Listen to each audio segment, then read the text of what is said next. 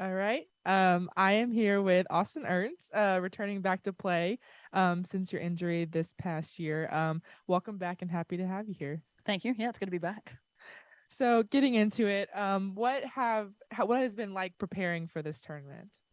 It's been a little different, just health wise, preparing for this one than I'm kind of used to. I can't prepare the same way that I used to. I can't practice as much. I can't hit as many balls. But I've just been really excited to get back to competition. I haven't really. I mean, I played a U.S. Open qualifier last month, but I haven't really played tournament golf in over 14 months. So it's cool to just come back, see everybody, and I think everybody thinks they're seeing a ghost when they see me because I've had a lot of double takes this week so far, but it's just been fun to be back out on tour. I'm sure everyone's happy to see you again. So after this tournament, after going through this week, what kind of is next for you on the horizon? Yeah, so kind of as I mentioned, my health isn't. I'm playing this week, but my health is not at 100%. I'm just not at a place where I can, unfortunately, that I can play full time anymore. So I am semi retiring. If this week goes well, then I'll play one or two more later this summer. But I've actually just accepted a job as an assistant coach at Texas A&M University. So I'm very excited to kind of get into college golf, get into coaching, still stay in golf, which is nice for me, and still be able to help kind of the younger generation, kind of develop them, and hopefully you'll see a lot of them out here. But I'm sad to step away from professional golf full time, but it's kind of health wise is what I have to do. Well, congratulations, new things, fun Thank you. things, exciting things on the horizon. Do you have any previous coaching experience headed into this? So I actually this last semester, starting in January, I was the volunteer assistant coach at the University of Richmond for their women's golf team. So I quickly got bored not being able to play golf full time. So I kind of tried to figure out, okay, kind of what are next steps. I kind of knew over the last few months, every time I would prep for a tournament, I would have a little flare up where I would not be able to play in that event. So I kind of knew for a while that I probably wouldn't be able to play full time. And it was a really cool experience for me getting to hang out with the girls, and um, it was a lot of fun. They actually won their conference championship, so they got to go to regionals. I got to go with them, and that was a really cool experience. I really appreciate their coach Kelly Barlow and the girls for letting me come hang out with them for a semester. But that's my only college experience. And what kind of did you learn from that experience this past season? Well, I think a lot of it is I can take what I've obviously played golf at a very high level. I played golf out here for 10 years. I played college golf for two and played high level junior golf. So I think kind of my area of expertise is more player development, um, preparing for tournaments, course management, kind of how do you get that little bit better? How do you kind of make that next step? So I'm looking forward to that aspect of it. I really enjoy. I love golf, so I'm kind of one of those golf nerds that just likes golf a lot. So it'll be cool for me to still be able to play a little bit with them, but really just have a focus on them. So it'll be cool. There's 10 girls on the team, so you're gonna get a lot of different personalities, different golf games. So it'll be a really cool learning experience for me too. But I think they're already a great team, so it'll be cool to jump in with them, kind of full bore in August. Absolutely. And heading into it too, what kind of coach are you striving to be for those 10 different student athletes? A good coach. um, I mean, my personality is pretty laid back. They're already great players. I don't have to do too much, but I'll be a very positive person for them. I kind of like to breathe positivity into people, so I'll definitely do that. But we'll kind of see what my style is. I don't necessarily have one. I'm not necessarily a you know one way. I think you have different kids that need to be coached different ways, so I'll kind of adapt to the kids. But I'm just really looking forward to getting started and kind of seeing how everything goes, and it'll be a little bit different, change of pace, but it'll be fun. Absolutely. We're excited for you. I think now we'll turn to the Zoom if there's any questions on the Zoom. It looks like Rick. Would you like to go ahead? Okay, Austin, thanks for coming in today. Starting off, what accomplishments of yours as a player mean the most to you when you have a chance to sit back and reflect on it? Oh, I mean, I don't know if I could pick one. I think obviously you look back at the wins, the 3 wins. I don't know of the 3 wins if I could pick one that really stands out to me. I've won in a lot of different ways that made me very proud. And then you look at the Solheim Cup teams. I mean, those were probably the best experiences I've had playing golf.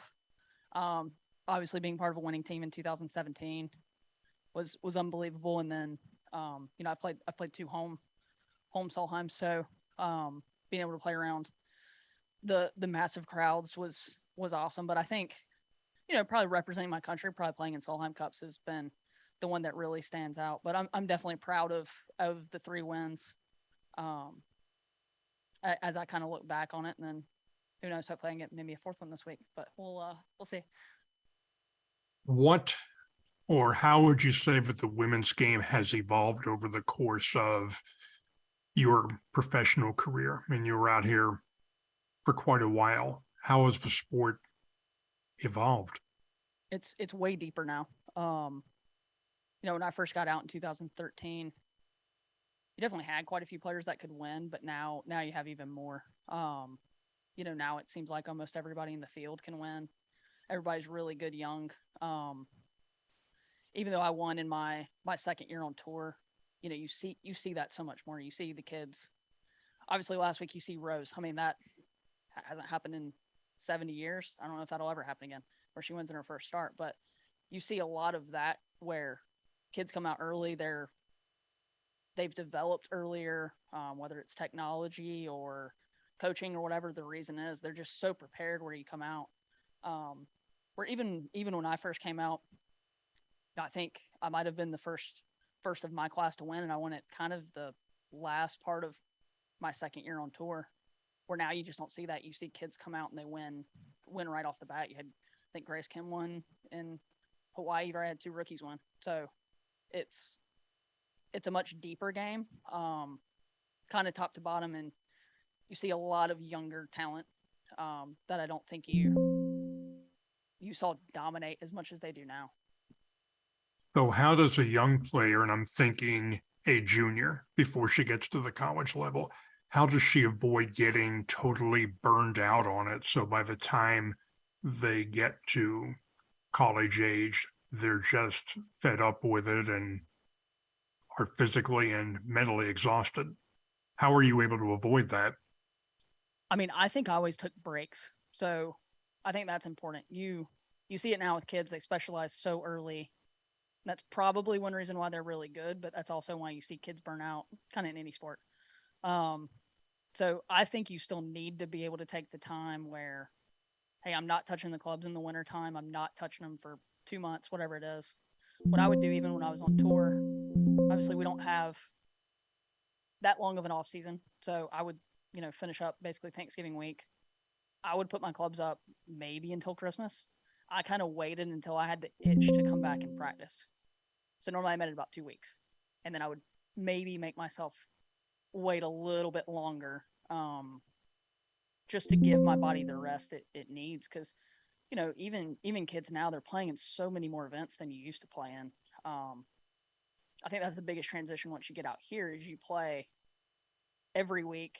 You've got people that you'll talk to this week, they're in the middle of a 5-week stretch. Where when you're a kid, you typically don't do that, but they're playing every other week now, which is a lot. So I think when I was a kid, I played tournaments in the summer. I played a handful maybe in the spring, and I didn't really play. I played high school golf, and then I didn't play any in the wintertime. So I kind of took the winter off, didn't really practice, and then I had that itch to go back and play, and I wanted to practice. Because you have to have that drive to be out here. You're making a lot of sacrifices as a kid. You're giving up a lot of things that your peers are experiencing, and you're going to keep doing that when you get to college. You're going to give things up that some of your friends might be able to go to a concert or a party and you're out of town because you're at a tournament, or you can't go because you have workouts the next morning, whatever it is. And it's the same thing when you get out here. You're prioritizing practicing, so you better you better like it or you're not going to prioritize it. Did you ever play another sport growing up or just golf? Yeah, so I played basketball and softball. I played those until I was about 12 or 13. And then I kind of switched to golf. I kind of learned pretty quick. I was way too short to play basketball. And I'm really slow now. And but my softball swing was way too low. So I had a pretty good arm, but I would try to hit it, and if it was kind of below the knee. So I figure I should probably stick to golf. Did that help you playing more than one sport? Like, did that keep you from getting burned out on golf? Did you had something else to focus on for a Absolutely. bit? You know, when I was, from the time I was like 6 to 12, I kind of had a season for everything. So golf season was summer, and then the fall, I guess I played soccer for a little while, but I kind of quickly didn't do that one. So I didn't really have much going on in the fall. And then in the wintertime, I would play basketball. And then in the spring, I'd play softball. So, you know, I still would maybe practice a little bit of golf, but like those sports had their time. I also think I got more athleticism playing other sports. And it just got me away from golf, where now, you know, you'll see kids play travel baseball at 8 or 9 or 10. And there's not necessarily anything wrong with that, but if you get burnt out by the time you're 12, then you've got a problem. So I think if you can kind of keep that variety, I think that's very important. I think you need to have other things that aren't just golf, so that, you know, you have that diversity, but also, you know, go have fun, go be a kid. And are these some of those things you kind of want to carry into your coaching? You know, it's a little bit different when you get to college. You know, college golf is kind of like it is out here. You know, it's almost a profession in a way at that point. But there's nothing wrong with, if you want to go play, you know, pick up basketball, go play soccer, go play whatever. I mean, you can still go do some of those things. It's obviously you're not going to play it at a high level. You're not going to be able to be part of the softball team and the golf team. But I think as a kid, it's really important. And then you still need to have things outside of golf. Like, I know at the Texas A&M facility, there's a basketball court, there's pickleball courts, tennis courts. So like, there are things that the girls and the boys can go play, where, oh, hey, let's go have some fun. Let's just go play something else. Did you have a few questions? Yes, I do. Do you mind if this is okay? Testing, testing. Is it working? Testing, testing. Oh, I'm not seeing our little mic though. Do you mind if I use your mic? Yeah, go ahead. All right. On the fly. You talked a little bit about kind of coming to the decision that, you know, being able not to play full time. I want to know how hard of a decision that was for you, and when did this option become more and more realistic? Yeah, it was really tough. I think it was really tough early on. I didn't realize how, I guess, serious of an injury it was going to be, how long it was going to take. When it first happened, I thought, you know, it happened in April of last year. I thought, oh, you know, maybe I got to pull out of the US Open, got to pull out of KPMG. Like, oh, that's probably about it. And I remember at one point it was like, no, like, worst case is like, you don't play anymore. And so that one kind of hit me in the face. So, And what was that? We probably talked about that in like June. And, you know, it took someone else saying it to where it was, oh, wow, okay, yeah, because, you know, I've gone 10 years where I haven't had any injuries. You know, I haven't had anything like this, and you kind of think you're invincible. But I think that's when the thought process changed, where it wasn't, okay, like, I'll definitely be back out, to, okay, let's put our health first. Let's think about some things. Let's think about life post golf. You know, having family, and I'm 31 now, so I've got a long life ahead. So let's not do anything right now to where, you know, I can't do things when I'm 40 or 50. And, you know, it's kind of what are priorities. So, I decided that I would still like to play golf, whether it was professionally or not. So what does that look like? I want to at least be able to play golf at home with my husband, my friends, family.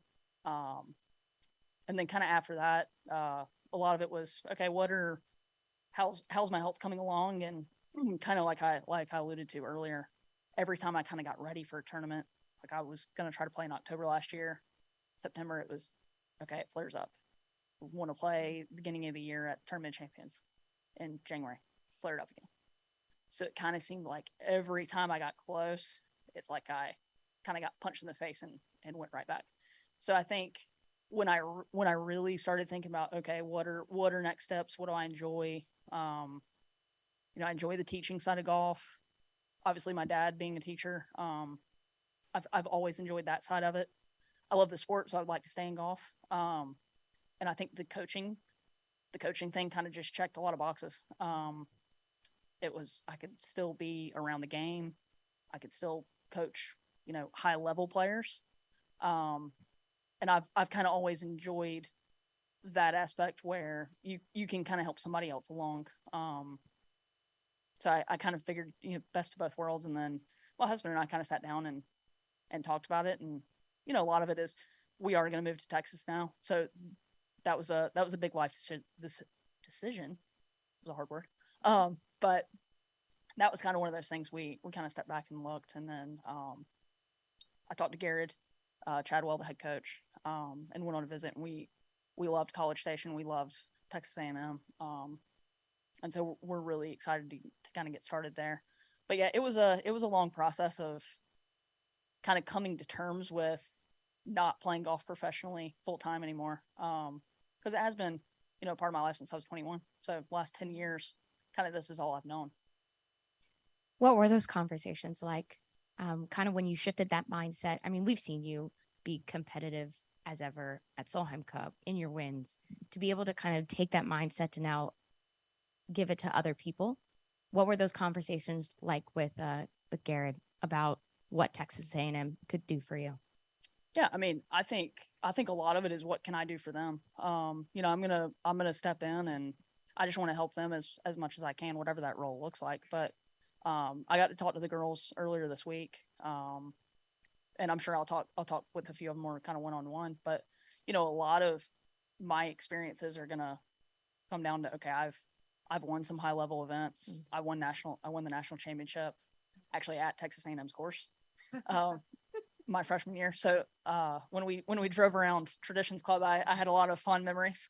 But I can help them through those situations where you do need to experience it yourself to figure it out. But at the same time, they have me to, hey, I'm feeling this. What did you feel in these situations when you were kind of coming down the stretch of an LPGA event to win, or when you played Solheim Cup? You said you were really nervous on the first tee, but like, what'd you do? Like, it's those kind of situations where I have a lot of knowledge on the game and on playing high level golf and on playing high intensity, high pressure golf, that I think will really help. I mean, they won an SEC championship this year, and they've made the semifinals match by the last 2 years. So, I mean, they're all great players. So it's how do I help them just a little bit more? How do we get a little bit more out of them? But I'm just excited to work with them, and I'm excited to kind of share that knowledge, because out here you kind of keep everything to yourself because you don't want to give away any of your secrets. But out there I'll kind of be able to share it. So.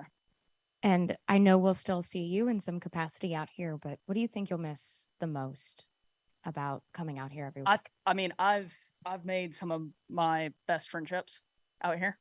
So I think I'll miss that the most. And then last question from us here. With all this being said, what are your expectations for this week out here at ShopRite? I don't have very high expectations, but I'm gonna have a lot of fun. I don't think it's gonna be my last event. So it's kind of a weird way to go into it. Like, I don't think it's my last event. It obviously could be. But I'm just gonna enjoy the experience. I kind of look at it a little bit different than if I was coming back and I was going to play a full schedule, but I'll kind of freewheel it a little bit more, I think, and just have a lot of fun. So I'm hoping for a fun pairing, but we'll see what happens. I don't have very high expectations though, but at the same time, I'm still going to try to win. So Absolutely. Well, thank you so much. Best of luck this week. Thank you.